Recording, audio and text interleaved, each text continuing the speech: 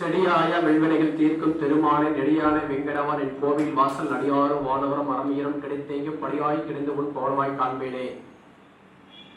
நவகிரகங்களையும் பஞ்சபூதங்களையும் தாய் தந்தையும் என்னுடைய பல குருமார்களை வணங்கி என்னுடைய சிற்றுரையாற்றுகிறேன். இன்று நடைபெற்றுக் கொண்டிருக்கும் தருமபுரி மாவட்ட ஜோதிட நலச்சங்கத்தின் 4வது கருத்தரங்கிற்கு வந்துள்ள அனைத்து ஜோதிட சொந்தங்களுக்கும் என்னுடைய வணக்கங்களை நன்றிகளை தெரிவித்துக் கொள்கிறேன். அதைத் தொடர்ந்து இன்றைக்கு நாம் எடுத்துக்கொண்ட தலைப்பு ஜோதிடத்தில் திருமண பொருத்தத்தில் புணர்ப்பு தோஷம் பற்றி சிறிது விளக்கங்கள் கூறுகிறேன். அதில் திருமண பொருத்தத்தில் புணர்ப்பு தோஷம் அப்படின்னா என்ன, இது எந்த அளவுக்கு பாதிக்குது அப்படின்றது ஒரு சின்ன விளக்கம். அதாவது புணர்ப்பு தோஷம் அப்படின்றது சனியும் சந்திரனும் இணைவு என்பது புணர்ப்பு தோஷம் சொல்லுவாங்க. அதாவது ஒரு உதாரணமா ஒரு மேசத்துல ஒரு சனியும் சந்திரனும் இணைஞ்சு நிக்குது அப்படின்னா, சனி பகவானும் சந்திர பகவானும் இணைஞ்சு நிக்கிறான் அப்படின்னா அது புணர்ப்பு தோஷம். அதே போல சனி பகவானும் சந்திர பகவான் நேருக்கு நேருக்கு 7ஆம் பாவத்தில் இருந்து பார்க்கிறாங்க அப்படின்னாலும் அதுவும் புணர்ப்பு தோஷம். அதே போல அதாவது சந்திரனுக்கு 4, 7, 11ஆம் பாவத்தில் சனி பகவான் இருந்தாலும் அதுவும் புணர்ப்பாக வேலை செய்கின்றது. அதே போல சனி பகவான் சந்திரனுடைய நட்சத்திரத்தில் ரோகிணி நட்சத்திரத்தில், அதாவது ரோகிணி நட்சத்திரம் இருந்தாலும் சரி, கன்னியில் அஸ்த நட்சத்திரத்தில் இருந்தாலும் சரி, மகரத்தில் திருவோண நட்சத்திரத்தில் இருந்தாலும் சரி, இதுவும் புணர்ப்பாக வேலை செய்கின்றன. அதே போல சந்திர பகவான் சனி பகவான் நட்சத்திரத்தில் கடகத்தில் பூசத்தில் இருந்தாலும் சரி, விருச்சிகத்தில் அனுசரிச்சல் இருந்தாலும் சரி, மீனத்தில் முற்றட்டாய் நட்சத்திரத்தில் இருந்தாலும் சரி, சந்திர பகவான் இதுவும் புணர்ப்பாக வேலை செய்கின்றன. இதே போல ஒரு கிரகம் உதாரணமா மேசத்துல இப்ப சனி பகவான் நிக்கிறார் அப்படின்னா அது ஒரு 10 டிகிரி இருக்குது அப்படின்னா, சிம்மத்துல சந்திரன் இருக்காரு. மேசத்துல இருக்கக்கூடிய கிரகம் 10 டிகிரி நிக்குது அப்படின்னா, சிம்மத்துல 12 டிகிரில சந்திரன் பகவான் நிக்கிறாங்க. இது நாடி முறைப்படி இதுவும் சனி சந்திரன் இணைவு வேலை செய்கின்றன. இதுவும் புணர்ப்பு தோஷமாக வேலை செய்கின்றன.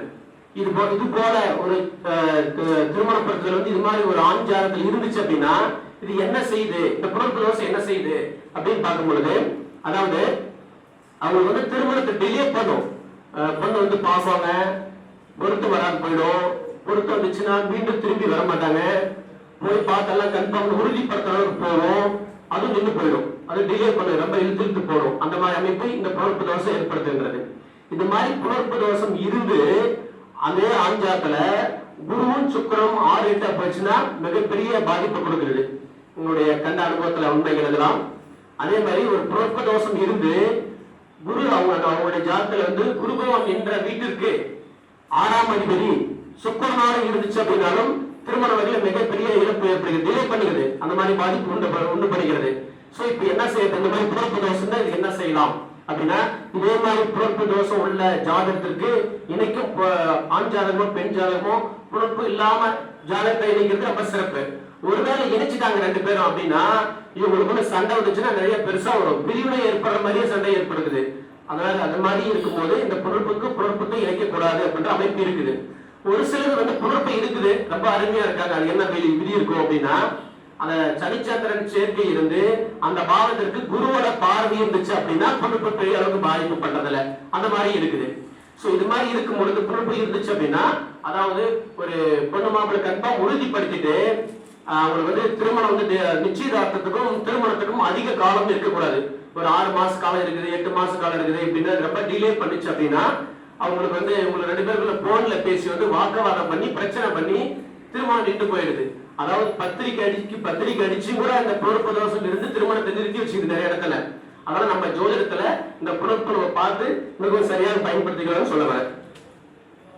அடுத்த இந்த புணர்ப்பு தோஷம் திருமணத்தை மட்டுமா பாதிக்குமா, வேற எதுவும் பிரச்சனை ஒண்ணு இல்லைங்களா அப்படின்னு சொல்லி பார்க்கும்போது, அதாவது தொழில் வகையிலையும் இந்த புணர்ப்பு வச்சு எடுக்கலாம். ஒரு ஜாதகத்துல சனி சந்திரன் சேர்க்கை இருந்துச்சு அப்படின்னா இவர் ஜாதகம் கட்டாயமா சொந்த தொழில் செய்வார். அந்த அமைப்புக்கு இது. அப்புறம் இவருக்கு ரொம்ப அலைச்சல், பயண தொழில் ரொம்ப ஒத்து போயிடும். டிரைவரா இருக்காரு, ஒரு டிரான்ஸ்போர்ட் வச்சு நடத்துறாரு, ஒரு ஜூஸ் கடை வச்சிருக்காரு, ஒரு பழக்கடை வச்சிருக்காரு, ஒரு உணவு தொழில் பிசினஸ் பண்றாரு, ஒரு மளிகை கடை வச்சிருக்காரு, ஒரு அரிசி கடை வச்சிருக்காரு. இது மாதிரி விஷயங்கள் இந்த புணர்ப்பு தோஷம் ஒத்து போகுது. அது மாதிரி இருக்குது. அப்புறம் இந்த மாதிரி புணர்ப்பு உள்ளவர்கள் ஒரு ஒரு தொழில் பண்றதுக்காக ஆரம்பிக்கும் அப்படின்னு வச்சுக்கல, ஒரு நிரந்தரமா வந்து ஒரு செட்டு போடுறாங்க, ஒரு கார் பற்ற ஒரு ஏதாச்சும் ஒரு கம்பெனி கட்டுறாங்க அப்படின்னா அவங்க ஒரு 10 வருஷம் 20 வருஷம் 30 வருஷம் ஒரே இடத்துல இருக்கிற மாதிரி தொழில் அமைக்க கூடாது. ஏன் அப்படின்னா இவங்களுக்கு வந்து அடிக்கடி தொழில் மாற்றம் ஏற்படுற மாதிரி சூழல் ஏற்படுத்தும். அதனால இந்த பிறப்பு தோஷம் உள்ளவர்கள் வந்து தொழில் வந்து அடிக்கடி மாற்ற சூழல் ஏற்படுத்தும். அதனால பெரிய இன்வெஸ்ட்மெண்ட்ல ஒரே இடத்துல நிரந்தரமா இருந்து நம்ம தொழில் பண்ணிக்கலாம் அப்படிங்கிற மாதிரி பண்ணக்கூடாது. அது மாதிரி இருக்குது. அதே போல ஒரு பிறப்பு தோஷம் இப்ப சனி சந்திரன் இணைஞ்சு அந்த பாவத்திற்கு வந்து பாத்தீங்கன்னா செவ்வாய் தொடர்பு ஏற்பட்டுச்சு வச்சுக்கோங்களேன். அதாவது இவருக்கு வந்து அவருடைய உடன் பிறந்த சகோதரி மூலமாக வாழ்நாள் முழுவதும் மிகப்பெரிய ஒரு கஷ்டத்தை சந்திக்கிற மாதிரி ஒரு பிரச்சனை கொடுத்து தருவாங்க. அந்த மாதிரி அமைப்பு ஏற்படுத்துது. இவருக்கு வந்து பாத்தீங்கன்னா ஒரு நிலையான வளர்ச்சி இருக்காது. இந்த மாதிரி இருக்கிறவங்களுக்கு வந்து நிலையான வளர்ச்சி இருக்காது. அப்புறம் வந்து இவருக்கு வந்து போனா வரவுக்கும் செலவுக்கும் ஒரே மாதிரி ஆவரேஜாவே போயிட்டு இருக்கும். பெரிய லெவல்ல போக முடியாது. இவர் இருந்தாலும் இந்த புறப்பொருள்கள் ரொம்ப தொழில் நிமித்தமா ரொம்ப போராடுறாங்க அப்படின்னா மிகப்பெரிய லெவல்ல வெற்றி பெறாங்க. வாழ்க்கையில வந்து தொழில் நிமித்தமா மிகப்பெரிய போராட்டத்தை சந்திக்கிறார் அப்படின்னா மிகப்பெரிய வெற்றியை சந்திக்க போறார் அப்படின்னு அர்த்தம். அதனால இவங்க வந்து பின்வாங்க கூடாது. தொழில் வைக்கிற தொழில் போட்டு லாஸ் ஆயிடுச்சு பிரச்சனை ஆயிடுச்சு அப்படின்னு சொல்லி பின்வாங்காம போராடணும் அப்படின்னா மிகப்பெரிய லெவல்ல ஜெயிச்சிருவாங்க. அப்புறம் இந்த மாதிரி புறப்பொருள் உங்களுக்கு வந்து போனா தூரத்துல இருந்து திருமணம் அமைச்சானா ரொம்ப சிறப்பா இருக்கும். அப்புறம் வந்து தொழில் வந்து உங்களுக்கு ஒரு கோவில் பக்கத்துல வந்து தொழில் இருந்துச்சுனாலும் ரொம்ப சிறப்பா அமைஞ்சிருது. அப்புறம் வந்து இவங்களுக்கு வந்து என்ன மாதிரி இந்த தொழில் வந்து உணவு தொழில் சம்பந்தமா சிறப்பா இருக்குன்னு சொல்லியிருக்கேன். ஆயுர்வேதம் சித்தா இதெல்லாம் நல்லா ஒத்து போகும். அப்புறம் இந்த விவசாயம் பண்றது ஒத்து போகும். நல்லா விவசாயம் பண்றது ஆடு மாடு வளர்க்கறது இது மாதிரி எல்லாம் சிறப்பா ஒத்து போற அமைப்பு இருக்கு. இவங்களுக்கு இந்த மாதிரி எல்லாம் தொழில் கனெக்ட் பண்ணி விட்டா ரொம்ப சிறப்பா இருப்பாங்க அப்படின்னு நம்ம சொல்லலாம். ஜோதிடத்துல சொல்லலாம். இந்த நர்ஸ் வேலை பையங்களுக்கு வந்து இந்த மாதிரி பிரச்சனை இருக்குது அப்படின்னா இதுக்கு என்ன பரிகாரம் செஞ்சா சிறப்பா இருக்கும் அப்படின்னா அதாவது வந்து நம்ம ஈரோடு கிட்ட வந்து பாத்தீங்கன்னா கோட்டை ஈஸ்வரன் கோயில், கபாலீஸ்வரன் சொல்லுவாங்க. அதுக்கு பேர் கோட்டை ஈஸ்வரன் கோயில். அந்த கோயில் வந்து பாத்தீங்கன்னா பிறப்பு தோஷத்துக்கு அங்க பரிகாரமா சிறந்த முறையில் செய்யறாங்க. அப்புறம் அதே மாதிரி கும்பகோணம் லைன்ல வந்து செங்கமங்கலம் அப்படின்ற ஒரு இடத்துல வந்து பாத்தீங்கன்னா அழகேஸ்வரர் சுந்தரம்மாள் அப்படின்ற ஒரு கோயில் இருக்குது.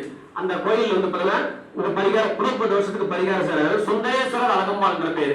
அதாவது ஒரு பெண்ணுக்கு வந்து அழகு இல்ல, கலர் கம்மியா இருக்காங்க, தோட்டத்துல முதுமையா தெரியுறாங்க, பல்லு என்ன கோணையா இருக்குது, இல்ல முடி குட்டியா இருக்குது, அழகு இல்லாம இருக்காங்க, பட் இவங்களுக்கு வரனே அமைய மாட்டேங்குது அப்படின்றது வந்து பாத்தீங்கன்னா அந்த கோயில் வந்து பாத்தீங்கன்னா செங்கமங்கலம் அப்படின்ற இடத்துல சுந்தரேஸ்வரர் அழகம்மாள் என்ற கோயில் வந்து போயிட்டு பரிகாரம் செஞ்சுட்டு வராங்க அப்படின்னா ஒரு செவ்வாய்க்கிழமையோ அல்லது வெள்ளிக்கிழமையோ போயிட்டு அந்த பரிகாரம் செஞ்சுட்டு வராங்க அப்படின்னா மிகப்பெரிய லெவல் அந்த பரிகாரம் வேலை செஞ்சு அவங்களுக்கு நல்ல வரனை கொடுத்து திருமண வாழ்க்கை சிறப்பா அமைஞ்சிருக்குது. இதெல்லாம் அனுபவத்துல கண்ட உண்மைகள். இது போல் மேலும் பல ஜோதிட விஷயங்கள் நம்ம தர்மபுரி சங்கத்தின் மூலமாக வருங்காலங்களில் பேசலாம் என்று கூறி வாய்ப்புக்கு நன்றி கூறி விடைபெறுகிறேன். நன்றி, வணக்கம். வந்து புணர்ப்பு தோஷம் அப்படின்னு பற்றி நிறைய விஷயங்களை சொல்லியிருக்கிறாரு. அது மட்டும் இல்லாம கோவில் வழிபாடுகளும் சொல்லியிருக்கிறாரு. ஐயா அவர்களை வந்து பாராட்ட மேலும் நம்மளுடைய ஜோதிட சங்கம் கடமைப்பட இருக்கிறது. ஐயாவுக்கு வந்து ஐடி கார்டு வழங்க திரு நீலகண்ட சாஸ்திரி அவர்களை வருக வருக என வரவேற்கிறோம்.